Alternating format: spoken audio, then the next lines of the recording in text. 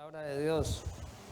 Anoche iniciamos, ¿verdad?, la devoción sabática con un tema de importancia para crecimiento espiritual. Hoy vamos a estudiar un tema de importancia también que nos va a ayudar a crecer espiritualmente, pero también es un tema que nos va a ayudar a informarnos más acerca de las enseñanzas bíblicas. Así que pidámosle al Señor pues para que Él nos dé esa sabiduría para que podamos comprender este estudio que vamos a tener hoy. Sean bienvenidos también mis hermanos que están allá en otros lugares como en Estados Unidos, en el resto del mundo, que nos están viendo a través de los distintos medios. Es un gozo y un privilegio compartir esta palabra inspirada, principalmente el día sábado. Es un privilegio compartir la palabra el día sábado. La Biblia dice que Jesús iba los sábados a la sinagoga. Y dice que el apóstol Pablo también, ¿verdad? Es importante. Y todo hijo de Dios debería de ir los sábados a su casa, a su templo, a su lugar de adoración, porque es el momento de encontrarse con el Señor. Ese día muy especialmente. Así que sean bienvenidos de nuevo. Vamos a comenzar a estudiar porque el tiempo nos apremia. El tema, solo para iniciar antes de la oración, se llama Creado para ser misionero. Muy importante, hermano.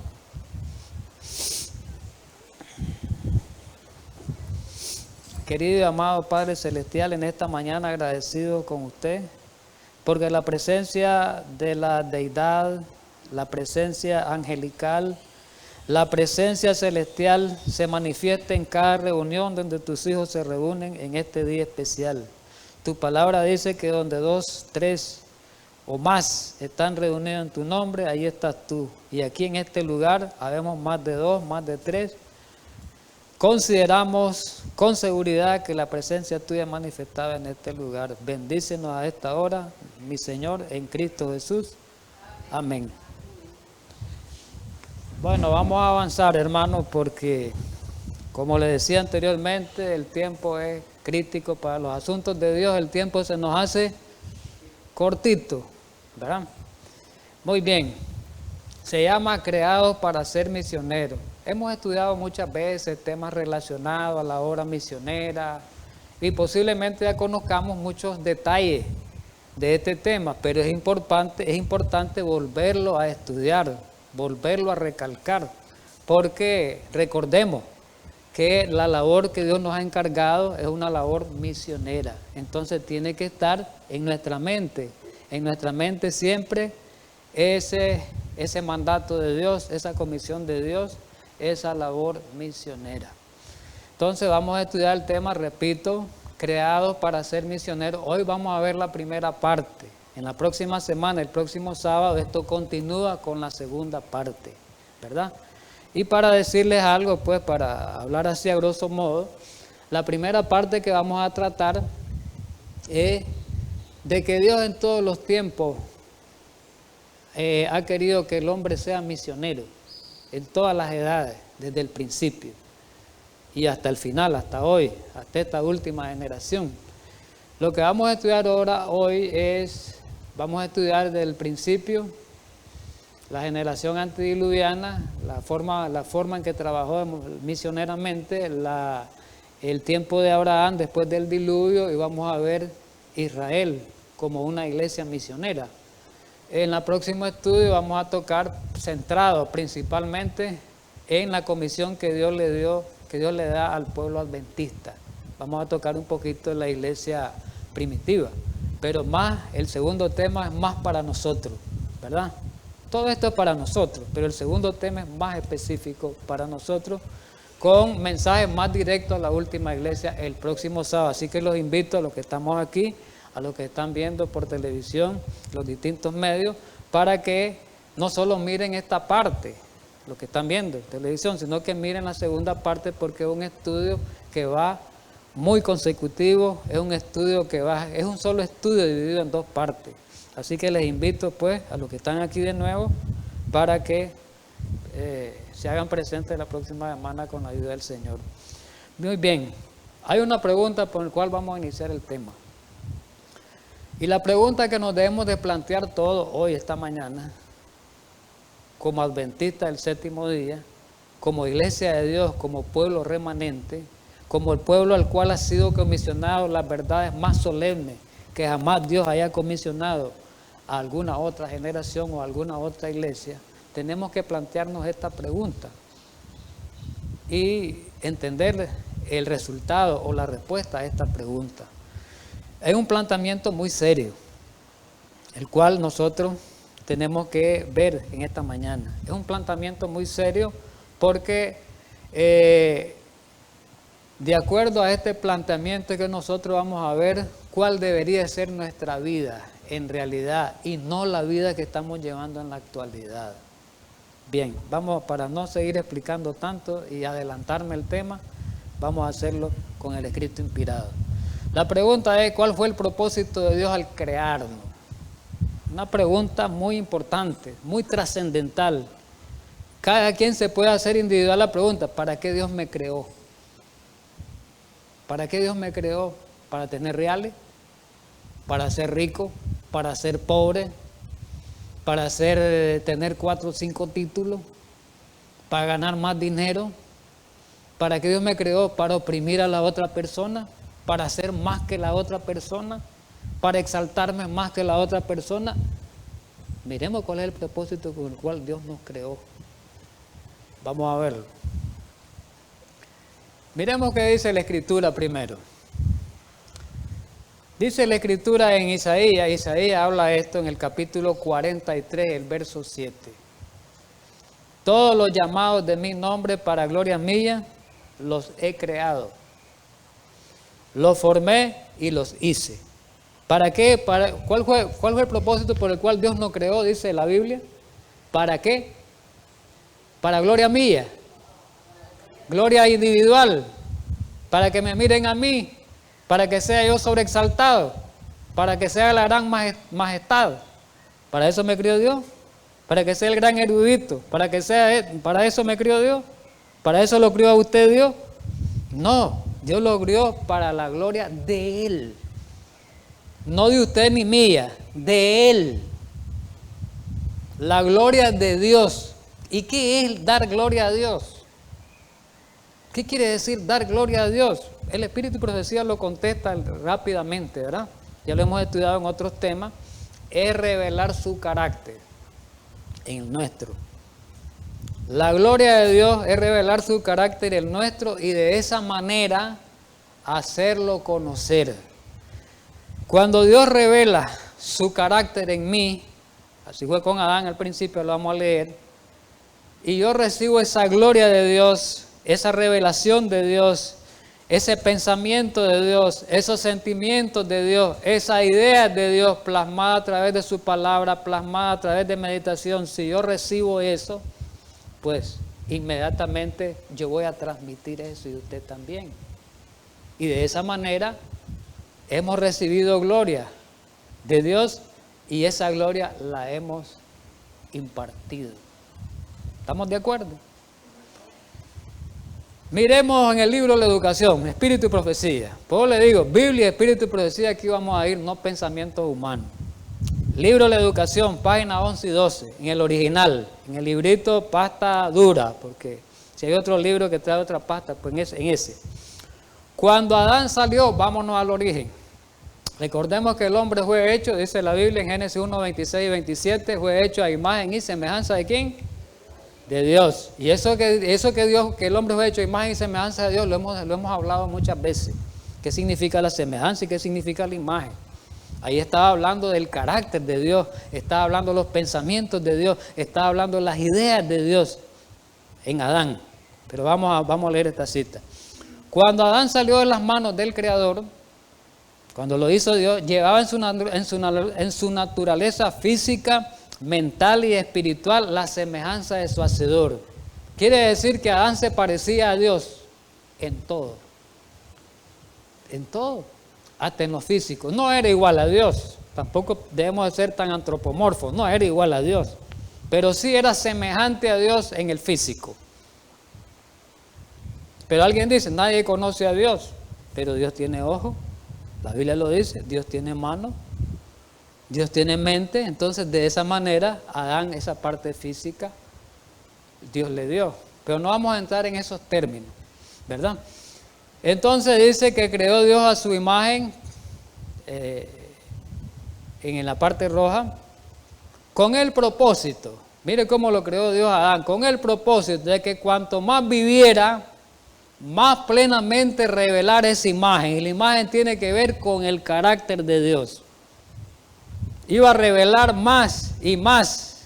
Cada vez que vivía, cada año que iba pasando, iba a reflejar más plenamente la gloria de Dios.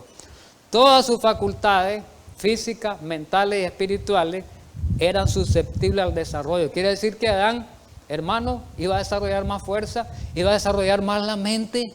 Si no era pecado, Adán hubiera desarrollado más la mente. Se imagina una mente tan desarrollada como la de Adán hubiera sido. Iba a desarrollar su capacidad y su fortaleza, su fuerza. Iba a seguir aumentando continuamente. Vamos después de la caída, sí. Ese fue originalmente. Cuando el hombre cae, es verdad que Dios no lo abandona. La primera pareja se arrepintió porque Dios le dio la oportunidad de arrepentirse, ¿verdad? Y vamos a hacer una pregunta. ¿Quién fue el primer predicador del Evangelio? Esta mañana, qué buena pregunta. ¿Quién fue el primer predicador del Evangelio? ¿Será que haya sido Adán? ¿Será que haya sido Enoc? ¿Será que haya sido Noé? ¿Quién fue el primer predicador del Evangelio? Génesis 3:15 nos dice algo. Y pondré enemistad entre ti y la mujer. La primera gran promesa de salvación. Entre tu simiente y la simiente suya. Esta te herirá en la cabeza y tú le herirás en el calcañar. Entonces, la profeta contesta. ¿Quién fue el primer predicador? La Biblia lo acaba de decir. Al darle la primera promesa de salvación, el primer predicador fue Cristo Jesús. A la primera pareja. El primer gran predicador fue Cristo Jesús. Aquí lo dice el Espíritu de Profecía. En el comentario bíblico en la página 1098 viene la review Angel del 29/4/1875. La primera predicación del Evangelio fue hecha por Cristo a Adán. No vamos a entrar en tanto detalle. Adán y Eva experimentaron un sincero dolor y arrepentimiento por su culpa, lo sabemos. Creyeron la preciosa promesa de Dios y fueron salvados de una ruina total. ¿Estamos de acuerdo? Muy bien. Estamos hablando después de la caída. Vamos a la generación antediluviana, la descendiente de Adán. Recordemos que la generación antediluviana tuvo dos descendencias. La descendencia de Caín, ¿verdad? Y la descendencia de Set, o de Adán, pues, de Set más bien, pues, porque Caín era también descendiente de Adán. Dos descendencias. Una está descrita en Génesis 4, la de Caín, y la otra está descrita la descendencia de Set, los 10 de la descendencia en el Génesis 5.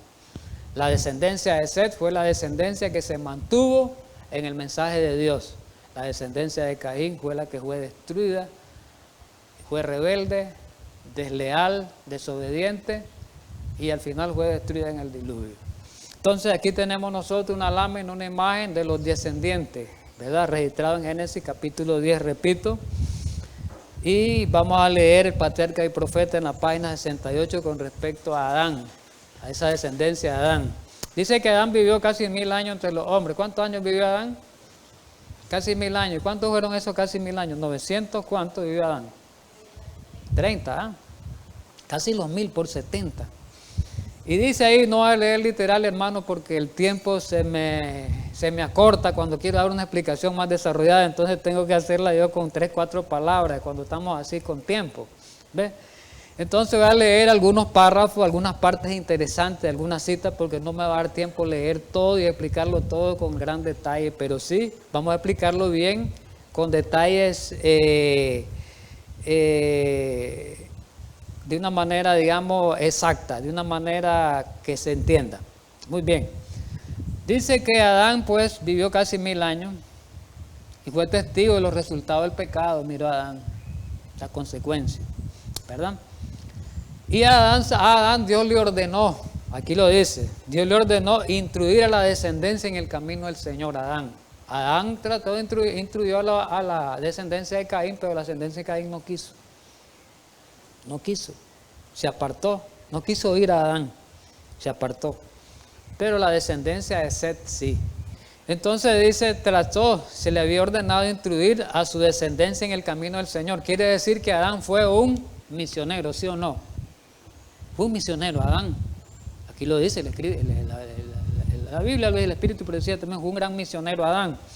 Y dice, y cuidadosamente atesoró lo que Dios le había revelado, lo atesoró y se los comunicó, y lo repetía a generaciones que sucedían, a sus hijos y a sus nietos, hasta la 9ª generación. ¿Qué les parece, hermano?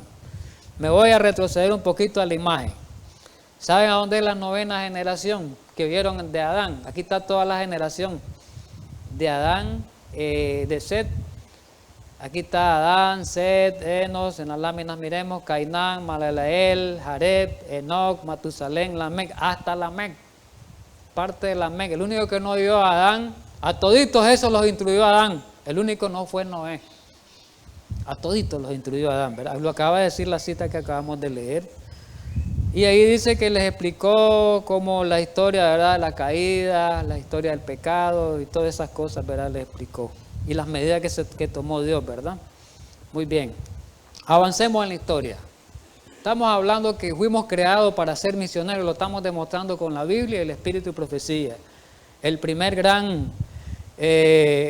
que predicó la primera prédica del Evangelio, o el primer predicador evangelista fue Cristo Jesús, a la primera pareja. Pero después Adán fue un gran predicador, fue un gran evangelista, pero aún así no lo oyó todo el mundo, Adán. Hay una pregunta, hay un hombre muy importante en la Biblia, ¿verdad?, que sobresale y destaca, cuando hemos estudiado la historia de Enoc, ¿verdad? Un hombre ahí en esa generación, sabemos la historia de Enoc, que no fue trasladado vivo, ¿verdad?, al cielo. Enoc, eso lo sabemos, que fue trasladado vivo al cielo, ¿verdad? Era el 7º de la descendencia de Adán. Y de Enoc la Biblia habla muy poco, pero el comentario, el Consejo Inspirado tiene algunas bastantes referencias acerca de Enoc. ¿Sabían ustedes, hermanos, que Enoc fue un adventista el 7º día? Cuando alguien oye decir eso, ¿cómo va a ser posible si Enoc vivió hace casi 5.000 años y los adventistas existieron hasta hoy? ¿Cómo va a ser posible que Enoc haya sido un adventista del 7º día? Sí, hermano, Enoc fue un adventista del 7º día y del 7º día. ¿Por qué del 7º día? ¿Será que Enoc guardó el sábado? Ya lo hemos estudiado otras veces, claro que sí. Con la cita anterior que acabamos de leer, sí.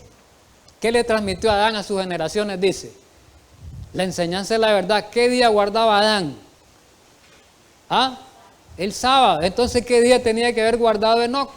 Si lo educó Adán a Enoc, el sábado, y se mantuvo en los caminos del Señor, Adán guardó el sábado, era el 7º día, ahí nomás lo tenemos. Y como adventista, ¿cómo se puede demostrar que Adán fue un adventista? Claro que Enoc fue un adventista. Enoc fue un adventista. ¿Qué significa la palabra adventista? Que espera el advenimiento, que espera la segunda venida de Jesús, que predica la segunda venida de Jesús, que la predica, que le enseña. Enoc predicó la segunda venida de Jesús, hermano. La Biblia lo dice. Miremos Judas 14 y 15. Estamos respondiendo. De esto, la Biblia está respondiendo. De esto también profetizó Enoc, 7º desde Adán, diciendo, he aquí vino el Señor, una profecía, en visión profética. He aquí vino el Señor con sus santas decenas de millares. Y después dice el 15, era para hacer juicio, habla del juicio, etcétera. No voy a leer más. Entonces aquí me está demostrando la Biblia que Enoc creyó y predicó la segunda venida de Jesús. Y que Enoc guardó el sábado. Entonces Enoc fue un adventista del 7º día. ¿Estamos de acuerdo?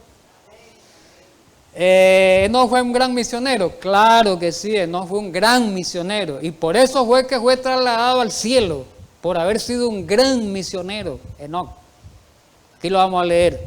Manuscrito 36, 1902 aparece en Cristo Triunfante, 11 de febrero, ¿verdad? Ahí. Y en el comentario bíblico está la página. Enoc fue un obrero, Enoc fue un obrero activo de Dios. ¿Qué fue Enoc? Un obrero activo de Dios. ¿Cómo fue? Activo. No fue perezoso Enoc, no fue ocioso Enoc, fue activo. Jamás buscó lo que fuese ventajoso o cómodo.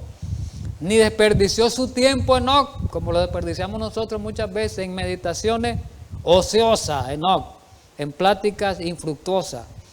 Ni se afanó por lograr una felicidad personal, no real. En ese tiempo todo el mundo tenía dinero, hacer dinero. Enoc no se apasionó, dice. ¿Por qué dice?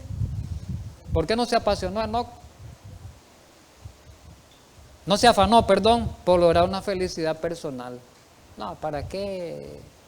Y por eso se lo llevó Dios al cielo a Enoc. ¿Para qué quería Enoc los tesoros de este mundo? Para nada son, dice Enoc.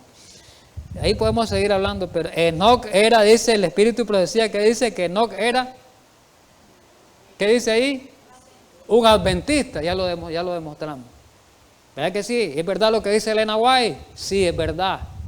Enoc era un adventista. Y del séptimo día. Condujo las mentes de los hombres de su tiempo, ¿hacia dónde? Hacia el gran día de Dios, cuando Cristo venga por segunda vez. Les habló que un día Jesús iba a venir en su segunda venida a poner fin a este reino, a este mundo.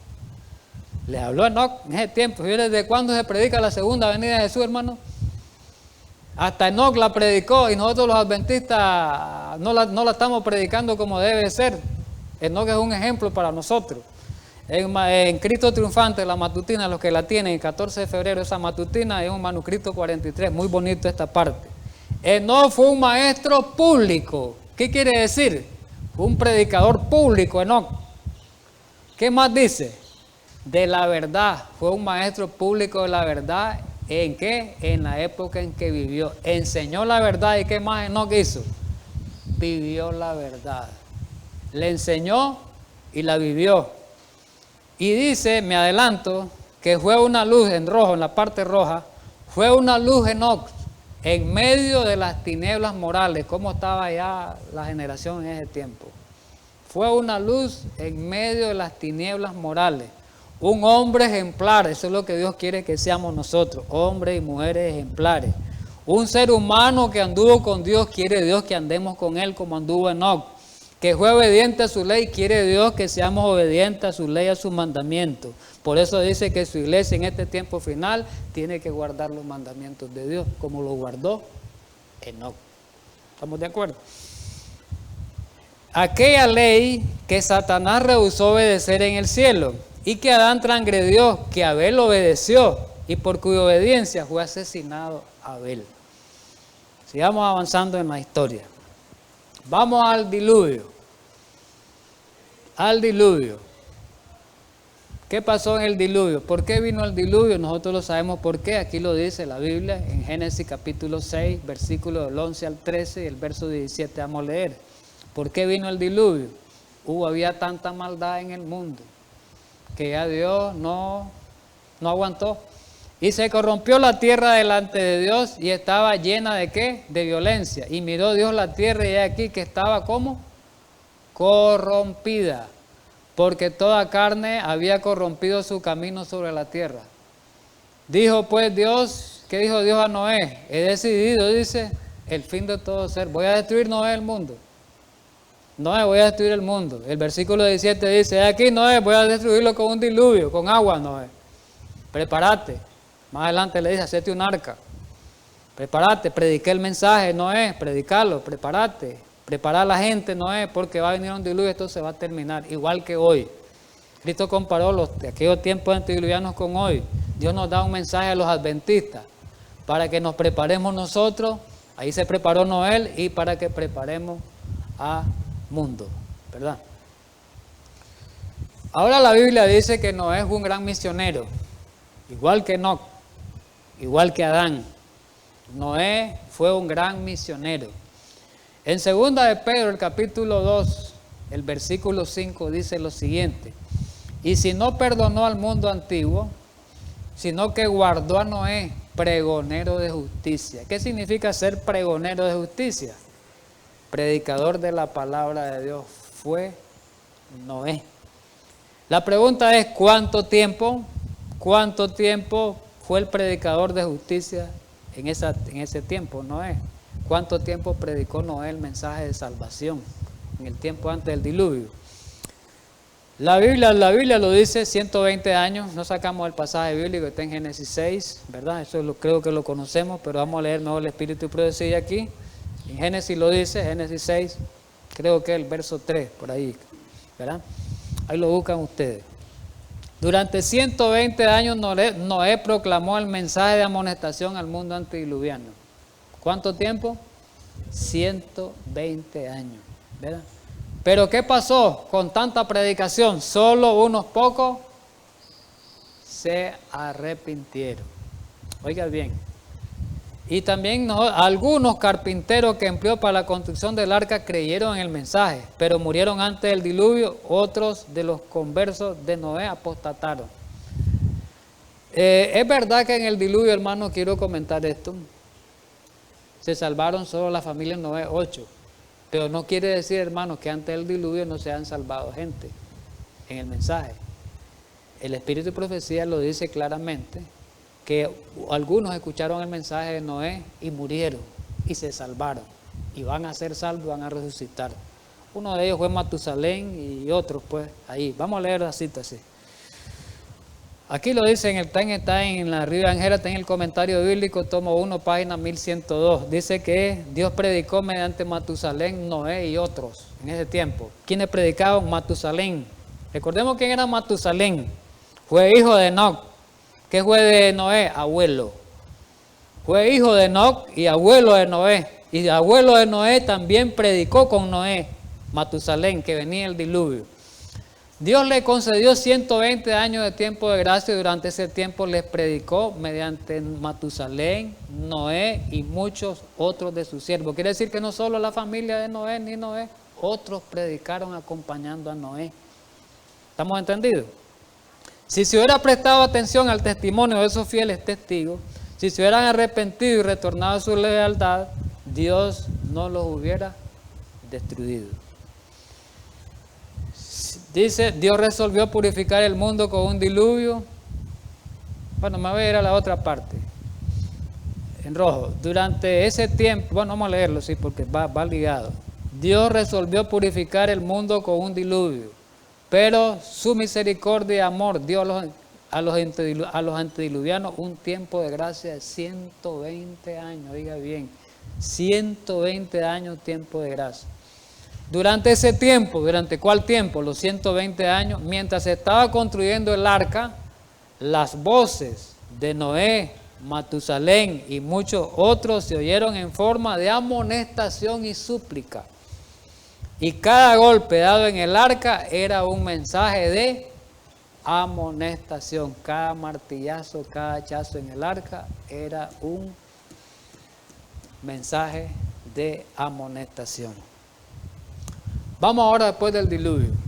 Destruye Dios el mundo con el diluvio. Se terminó. Quedó la familia Noé. Quedaron 3 hijos de Noé, ¿verdad? Sem, Cam y Jafet. 3 hijos de Noé. Pero conocemos la historia que uno de ellos fue un mal hijo, ¿verdad? Uno de ellos, Cam fue un desobediente, un rebelde, un apóstata. Y el mismo Noé, en su palabra, no vamos a leer, él dice, referente al carácter de sus hijos, y habla de Cam como con una maldición. De los otros, de Sem iba a venir la descendencia fiel de Sem. La de Jafet se unió a Sem, pero Sem iba a ser el cabeza de esa descendencia que iba a venir, hasta la cual iba a llegar Abraham. Y aquí habla de que poco tiempo después del diluvio, pocos siglos, poco tiempo, vino de vuelta la apostasía. Vino la apostasía grande. Y la apostasía se desarrolló grandemente con la edificación de la Torre de Babel. Y ahí Dios tuvo que dispersar a la gente, ¿verdad?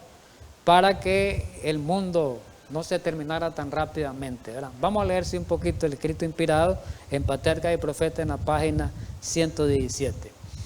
Después de la dispersión de Babel, cuando se confundieron las lenguas y Dios dispersó, ¿verdad?, a las personas, la idolatría llegó a ser otra vez casi universal, igual que en el tiempo antes del diluvio. Y el Señor dejó finalmente que los transgresores empedernidos siguieran sus malos caminos. Mientras elegía a Abraham, oiga, a Abraham, ¿de qué linaje? Del linaje de Sem, a fin de hacerle depositario de su ley para las futuras generaciones, dice, él lo eligió. Y aquí habla la cita que Dios siempre ha conservado un remanente para que le sirva. Lo vimos en la generación antediluviana, los 10, ¿verdad? Los 10 patriarcas lo vimos. Y aquí lo menciona, para que le sirva. Adán, Set, Enoc, Matusalén, menciona unos cuantos, Noé, Sem, ya después. En línea interrumpida. Todos estos transmitieron de generación en generación, fueron unos grandes misioneros, las preciosas revelaciones de su voluntad, toda esta generación. El hijo de Taré, ¿quién era el hijo de Taré? Abraham. Se convirtió en el heredero de este santo cometido. Por todas partes lo invitaba a la idolatría, pero no en vano. Fiel entre los fieles, Abraham, pero en vano, perdón. Por todas partes lo invitaba a la idolatría, pero en vano. Él no se contaminó. Fiel entre los fieles, ¿quién? Abraham. Incorrupto en medio de la prevaleciente apostasía, Abraham. Se mantuvo como Abraham, firme en la adoración del único Dios verdadero. Viene Abraham, ahora vamos con Abraham y su descendencia, que de ahí va a venir Israel. Llamamiento de Abraham. En el capítulo 12 del libro de Génesis, en los versículos del 1 al 3, ahí habla el llamamiento que Dios hizo a Abraham, lo conocemos. Y le dijo, pues, vamos en el 1, dice, no lo voy a leer literal, que se fuera de su tierra, de su parentela, que se fuera a la casa de su padre, a una tierra que le iba a mostrar. Y que ahí le dio la promesa que iba a ser una gran nación y que lo iba a bendecir y engrandecer su nombre. Pero el versículo 3 nos interesa esta mañana. El versículo 3 dice, bendeciré a los que te maldijeren, y a los que te maldijeren maldeciré. Pero la parte que nos interesa es, y serán benditas en ti todas las familias de la tierra. Había una bendición para toda la humanidad por medio de un hombre, por medio de Abraham. Y miremos que el comentario bíblico lo explica bien esto. En el tomo 1, en la página 306. Miremos qué quiere decir cuando dice toda la tierra iba a ser, todas las familias de la tierra iban a ser bendecidas, benditas en Abraham. ¿Cómo es eso? Miremos cómo se explica. La palabra tierra ahí en ese pasaje incluye todas las naciones y todos los siglos. Quiere decir que la bendición de Abraham no era solo para el tiempo de los israelitas, ni para los días de Jesús. Hoy alcanzamos las bendiciones que Dios le dio a Abraham en ese tiempo. Hasta hoy las tenemos. El pueblo de Dios. Hoy alcanzamos esa bendición. Fue la tierra y la tierra misma. Fue la tierra la que había recibido la maldición después de la caída. Recordemos que en Génesis capítulo 3 Dios maldijo a la tierra. ¿Verdad que así fue? Él la maldijo. Quiere decir que por un hombre, por Adán, el pecado de Adán, la tierra fue maldecida. Y ahora viene que por un hombre, por su fidelidad de un hombre, que es Abraham, miremos las dos partes contrarias, que es Abraham, la tierra iba a ser bendecida. Dios iba a quitar esa maldición y poner la bendición por un hombre. Vamos a leer lo que dice. Esta maldición había sobrevivido debido a la infidelidad de un hombre, que era Adán. Y ahora todas las familias de la tierra habían de recibir una bendición por la obediencia de un hombre que fue hallado fiel. Ahora miremos a lo que dice aplicado a los cristianos de hoy. Los cristianos de hoy como sus descendientes espirituales, comparten la bendición impartida a Abraham. Vamos a los cristianos, Iglesia Adventista, el último remanente que hay, fiel. Iglesia Adventista, el último remanente, dice que gozamos de esa bendición que Dios le dio a Abraham, que por medio de él iba a través de las generaciones. Dice, aquí habla que la bendición que le fue concedida finalmente uniría a las familias divididas de la tierra y cambiaría la temible maldición pronunciada sobre la tierra debido al pecado, transformándola en una bendición para todos los seres humanos. Todas las promesas siguientes a los patriarcas y a Israel aclararon o ampliaron la promesa de salvación ofrecida a toda raza humana en la primera promesa hecha a Abraham. ¿Saben por qué es una bendición grande? De Abraham vino Jesús. ¿Sí o no? ¿Y quién es la bendición de este mundo? Jesús. Jesús. De Abraham vino Jesús. Solo ahí saquemos conclusión. ¿Verdad? Ahí les dejo para que ustedes mediten, porque quiero avanzar. Dios hizo un pacto con Abraham. En Génesis 15 habla de ese pacto, pero también Génesis 17 en el término de la circuncisión. Génesis 15, el versículo del 18 al 21 dice, en aquel día hizo Jehová, el 18, Génesis 15, repito, un pacto con Abraham. Hizo un pacto. ¿Y qué le dijo? Le repitió.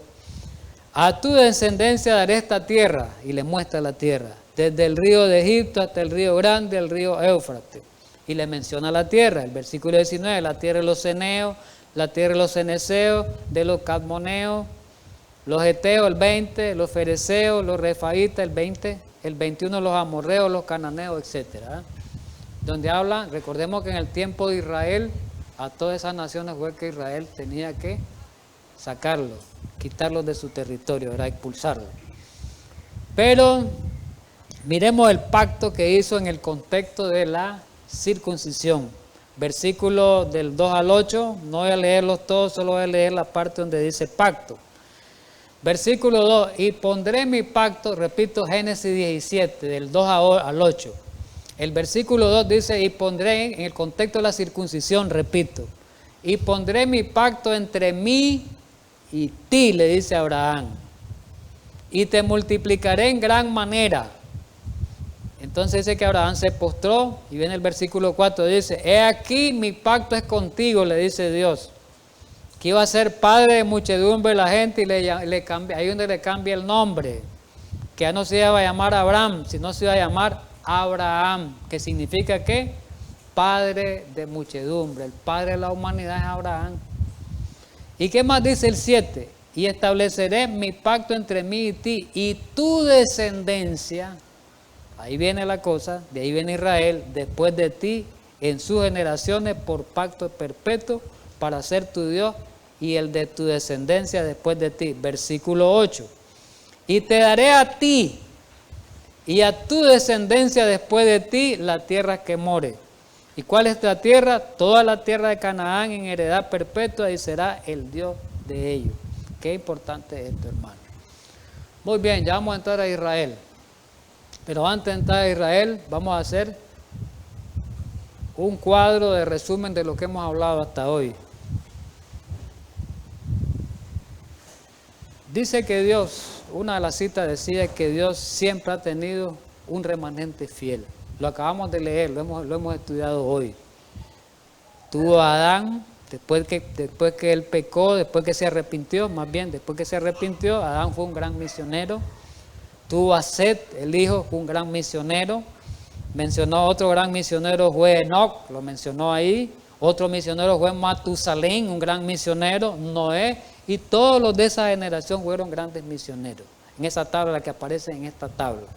Pero también después del diluvio, las otras 10 generaciones que aparecen en Génesis, del 10 y 11, hablan de la generación de Sem. Y de esa generación de Sem, exactamente el 10 de esa generación era Abraham. Significa que Abraham era el número 20 desde Adán en la generación. ¿Qué les parece? Quiere decir que esos 20 desde Adán, aquí están registrados, fueron grandes misioneros. Lo hemos visto ese recorrido en la historia, ¿verdad? Ahora Dios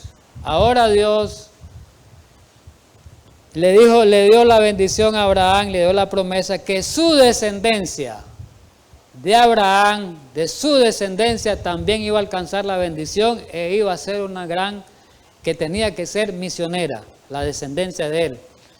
Y vamos a ver ahora Israel como descendiente de Abraham. Recordemos que Abraham fue el padre de Isaac y en Isaac está la promesa, lástima que no podemos leer tanto. En Isaac está la promesa de Abraham. El padre de Isaac, Isaac fue padre de Jacob. A Jacob se le cambió el nombre después de su pecado de engañador, para ser vencedor se le llamó Israel. Y después de Jacob vienen los descendientes que fueron las 10 tribus de Israel. Y con esa descendencia fue que Dios hizo un pacto, renovó de nuevo el pacto que había hecho con Abraham. Vamos a leerlo ese pacto con Israel. En el capítulo 19 de Éxodo dice del 5 al 6, ¿verdad? Cuando estaba en el Sinaí, le dijo Dios a la nación israelita, en ese momento, con Moisés, que era ahí el intermediario. Ahora pues, si dieres oído a mi voz, le dice, y guardares mi pacto. Recordemos que hizo un pacto con Abraham, aquí lo está renovando nada más, es el mismo pacto. Y guardares mi pacto, vosotros seréis mi especial tesoro, como fue Abraham, sobre todos los pueblos. Allá era una persona, aquí va a ser una nación. Abraham fue una persona, aquí va a ser una nación. Quiere decir que Abraham reflejó la gloria divina, fue un gran misionero. Ahora esta nación Dios le encomendaba que reflejara la gloria divina y que fuera un gran misionero ante las otras naciones. Y aquí se lo encomienda. Y le dice el versículo 6, el que quiere, vosotros me seréis un reino de sacerdotes y gente santa. ¿Qué significa un reino de sacerdotes? Que iban a ser un reino de maestros de la ley de Dios. Iban a ser, los sacerdotes eran los que enseñaban, eran los maestros, eran los intercesores entre Dios y los hombres, y eran los maestros. Entonces le dice, ustedes van a ser un reino de maestros. Ustedes también como nación, ¿verdad? Al pueblo de Israel dice, como nación ustedes van a ser sacerdotes porque tienen que llevar la palabra de Dios a las otras naciones paganas. En ese sentido van a ser sacerdotes y van a ser un medio de salvación de Dios para las otras personas paganas, idólatras. ¿Ves? Le hace esa encomienda y dice en el testimonio, dice 5TI, página 430, quiere decir testimonio para la iglesia, tomo 5, está abreviado, página 430, para los que van viendo ahí en las imágenes, ¿verdad? Otros hermanos, testimonio para la iglesia, tomo 5, página 430. El Señor llamó a su pueblo Israel y lo separó del mundo, lo sabemos eso, a fin de confiarle un cometido sagrado como el que le confió ¿a quién? A Abraham. Aquí está. Igual dice, a tu descendencia también, Abraham. A vos y a tu descendencia, Abraham. Aquí está. Hizo este pacto. Lo hizo depositario de su ley, igual que Abraham. Y quiso por su medio conservar entre los hombres el conocimiento de sí mismo, que se expandiera Israel, que predicara Israel la gloria de Dios. Por este pueblo la luz del cielo habría de resplandecer en los lugares más oscuros de la tierra, ¿verdad? Y ahí ahí hay que hablar mucho, ¿verdad? Dice de que y había de oírse una voz llamando a todos los pueblos a apartarse de su idolatría para servirle al Dios viviente y verdadero. Si los hebreos hubieran sido fieles a su cometido, habría sido una potencia en el mundo. Pablo dice, ustedes tienen que ser cabeza, pero no fueron cabeza. Dios habría sido su defensa y los habría ensalzado sobre todas las demás naciones. Su luz y su verdad, su luz y su verdad habrían sido reveladas por su medio y se habrían destacado bajo su sabia y santa dirección como ejemplo de la superioridad de su gobierno sobre toda forma idolátrica. Y hay muchos pasajes bíblicos en Isaías que hablan de que Dios, de que hablan de que Israel debía de ser luz sobre las naciones. Voy a leerle algunos pasajes rapiditos que ya los conocemos. Por ejemplo, Isaías 42, del 6 al 7, le dice ahí en el versículo 6, yo Jehová te he llamado en justicia y te sostendré por la mano, te guardaré, te pondré por pacto al pueblo, por luz de las naciones. ¿Verdad? En el 7 dice que iba a ser luz de las naciones. Mire qué lindo ese pasaje. Si en el Isaías 49, del 3 al 6, dice lo mismo. Y ahí mire lo que dice, y me dijo mi siervo, versículo 3, y me dijo mi siervo eres, oh Israel, porque en ti me gloriaré. Y después sigue hablando hasta llegar al, no leo literal, hasta llegar al versículo 6, dice, donde quiero llegar, y dice, poco es para mí que tú seas mi siervo para levantar las tribus de Jacob y para que restaure el remanente de Israel. También te di por luz, oiga bien, de las naciones para que sea mi salvación hasta lo postrero de la tierra. Otro pasaje, Isaías 43, 10 y 21, no lo leo literal, y dice el versículo 10, vosotros seréis mis testigos, dice Jehová, y mi siervo que escogí. Y el versículo 21 dice, este pueblo creado para mí, ¿para qué? Dice, mis alabanzas publicará, para que publique mi mensaje. Por eso lo cree a este pueblo. Por eso dice Isaías 43, 7, para gloria mía lo he creado. Para eso nos creó Dios, mis queridos hermanos, en esta mañana. No nos creó Dios para que vivamos la vida como nosotros queremos, como queremos llevarla. Solo estar en la altura, solo estar en la buena, solo estar el primero, solo ser. Para eso no nos creó Dios, para que fuéramos misioneros. Dios te iba a ayudar como a Israel. Si eras cabeza de Dios, Dios te iba a ayudar, Dios te iba a bendecir. Pero tenemos que cumplir con las promesas, con la condición. Y el versículo 19, Isaías 66, dice que iban a publicar, ¿verdad? Y pondré en ellos mi señal y enviaré los escarpados de las naciones, dice, y publicarán mi gloria entre las naciones, ¿verdad? Me sale. Muy bien. La renovación del pacto. Jeremías profetizó 31, capítulo 31, versículo 31 al 33. Recordemos que Israel por su rebelión fue llevado al cautiverio. Judá, 70 años. Y sin embargo Dios no nos abandonó. Dios dijo que si ellos se arrepentían, iba a hacer un pacto de nuevo con ellos. Esa fue la promesa. Si ustedes se arrepienten, vamos a hacer un pacto de nuevo con ustedes y voy a trabajar con ustedes como gran nación. Les voy a dar una segunda oportunidad. Aquí la plantea Dios. He aquí, versículo 31, viene en día, dice Jehová, una profecía en los días de Jeremías, en los cuales haré un nuevo pacto con la casa de Israel y con la casa de Judá. No como el que hice con sus padres el día que tomen su mano para sacarlos de la tierra de Egipto. ¿Por qué? Porque ellos invalidaron mi pacto. Aunque yo fui su marido para ellos, dice Jehová. Pero dice el versículo 33, pero este es el pacto que haré con la casa de Israel después de aquellos días, dice Jehová, daré mi ley en su mente y la escribiré en su corazón y yo seré a ellos por Dios y ellos serán pueblo para mí. Y es verdad, hermano, Dios le dio la oportunidad de salvación a Israel. ¿Sabe cuántos años le dio después que salieron del cautiverio? Le dijo Dios, les voy a dar 70 semanas. Ahí está la profecía de las 70 semanas. Era el tiempo de oportunidad que Dios le iba a dar a Israel. En Daniel capítulo 9, versículos 24 al 27, le dijo. Bueno, hizo el pacto, 70 semanas. ¿Cuántos son 70 semanas? 490 años les doy para que se arrepientan, para que termine la prevaricación, para poner del fin la maldad, poner fin al pecado, para expiar la iniquidad, para traer la justicia perdurable, dice el versículo 24, sellar la visión y la profecía y ungir al santo de los santos, dice el versículo 24 del libro, capítulo 9 del libro de Daniel. Y ahí comienza a hablar, ¿verdad?, que se le iba a quitar la vida al Mesías, no voy a leerlo literal, en medio de la última semana, ¿verdad? Y que iba a confirmar el pacto con muchos en el versículo 27, a la mitad de la semana, ir a hacer cesar el sacrificio. Nosotros hemos estudiado esta profecía muy bien con detalle, bastante, ¿verdad? Esta profecía hablaba de los 490 años que Dios le daba oportunidad a Israel y le dio esa oportunidad desde el decreto del año 457 a.C., del decreto del rey Artajerjes, ¿verdad?, que le daba el derecho de restaurar el templo y la ciudad, ¿verdad?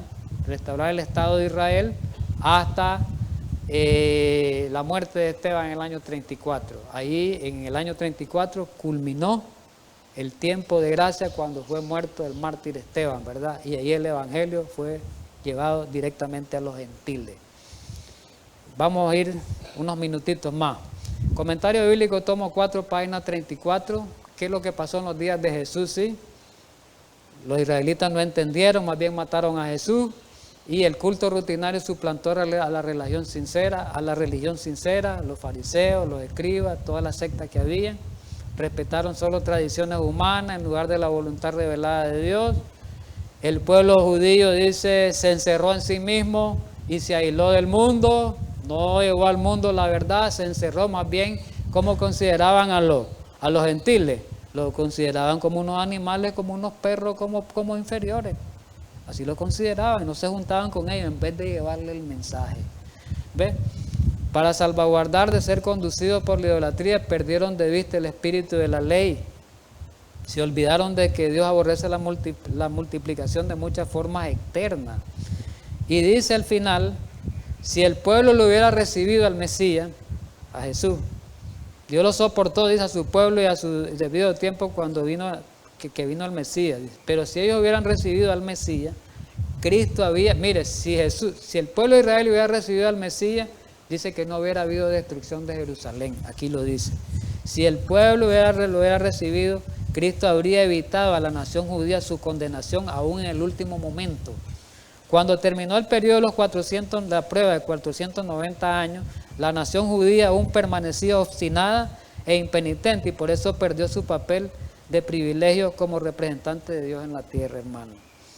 Jesús lo dijo cuando estaba aquí en la tierra vivo en la última parte de su ministerio. Jesús dijo algo. En la parábola de los labradores malvados, ahí dijo Jesús, le profetizó que el reino les iba a ser quitado a ellos. En Mateo 21, al 42 al 43, le profetizó. Bueno, el reino va a ser quitado de ustedes porque ustedes no entendieron, ustedes se rebelaron, el tiempo de oportunidad no lo aprovecharon y va a ser dado a otros. Aquí lo voy a leer. Versículo 43 dice, por tanto os digo que el reino de Dios será quitado de vosotros y será dado a gente que produzca los frutos de él. Y ya lo había dicho Jesús en Mateo 8 del 10 al 12, que dijo, cuando dijo en el 11, dijo, cuando Jesús se maravilló, ¿verdad? Y cuando dijo que se había maravillado que había hallado más fe que en Israel, a los paganos. Más fe había en algunos paganos que en Israel. Varias veces dijo Jesús eso. Y dijo que iban a venir muchos del oriente y del occidente, quiere decir otros paganos, y se sentarán con Abraham, Isaac y Jacob en el reino de los cielos. Otros paganos iban a venir a sentar, a ocupar los lugares. Mas los hijos del reino, como dice, serán echados en las tinieblas de afuera. Y mi querido hermano, esa profecía también es para nosotros. Porque hoy por hoy, dice el consejo inspirado, que muchos hermanos de otras iglesias, de la iglesia católica, de las iglesias evangélicas, van a tomar el lugar de los adventistas en el tiempo final. Van a tomar el lugar de los adventistas cuando esté el zarandeo. Esto va a pasar lo mismo que pasó en el antiguo Israel con el pueblo de Dios actual. Muy bien, para terminar, solo me quedan dos cititas más. Comentario bíblico, tomo 4, página 298. ¿verdad? Todos los que reconocen a Dios reciben la orden de dar testimonio acerca de Él delante del mundo. Todos los que reconocemos a Dios, dice cuál es la orden que tenemos, que recibimos de Él, que tenemos que dar, ¿qué? Quedémonos con eso en la mente, aplicado para nosotros hoy, esta mañana. Se le dio la oportunidad a Israel y a otro grande hombre. Israel no lo aprovechó, pero otros hombres en el pasado, miramos la historia, sí lo aprovecharon como hombres. Dios nos dice ahora individualmente a cada uno, que cada uno de nosotros que hemos recibido esa orden de dar testimonio acerca de Dios, acerca de dar gloria de Dios delante del mundo, tenemos que hacerlo ahora. Tenemos que ser testigos, ¿verdad? Testigos verdaderos, ¿verdad? No como fueron los judíos. Última cita en Ministerio de Curación 307. Todo hijo e hija de Dios, nos quedamos con esta, ahora sí. Está llamado a ¿qué? A ser todo hijo e hija de Dios está llamado ¿a qué? A ser misionero. Eso es, hermano, a ser misionero. Y para ser misionero necesitamos, dice aquí, capacitarnos para ese servicio. Eso es lo que estamos haciendo esta mañana y en este tiempo, capacitarnos para el servicio de hacernos misioneros. Dios quiere que todos seamos misioneros, Dios quiere que reflejemos la gloria de Dios. Así que, mi querido hermano, Dios nos ayude para que nosotros entendamos este mensaje. Vamos a continuar la segunda parte el próximo semana, el próximo sábado, así que están invitados todos mis hermanos que están mirando y los hermanos que están aquí presentes. Vamos a orar porque el tiempo se nos acabó. Amante Padre Santo que mora en los cielos, gracias infinitas en esta mañana por habernos dado este privilegio de adorarte en espíritu y en verdad, por haber escuchado este mensaje grandioso, el mensaje de salvación, mensaje de dar gloria a ti, la única gloria al cual debemos darte honra es a ti, Señor. Perdona nuestros pecados porque nosotros mismos nos damos la gloria y ayúdanos en esta mañana a que reverenciemos tu carácter en Cristo Jesús. Amén.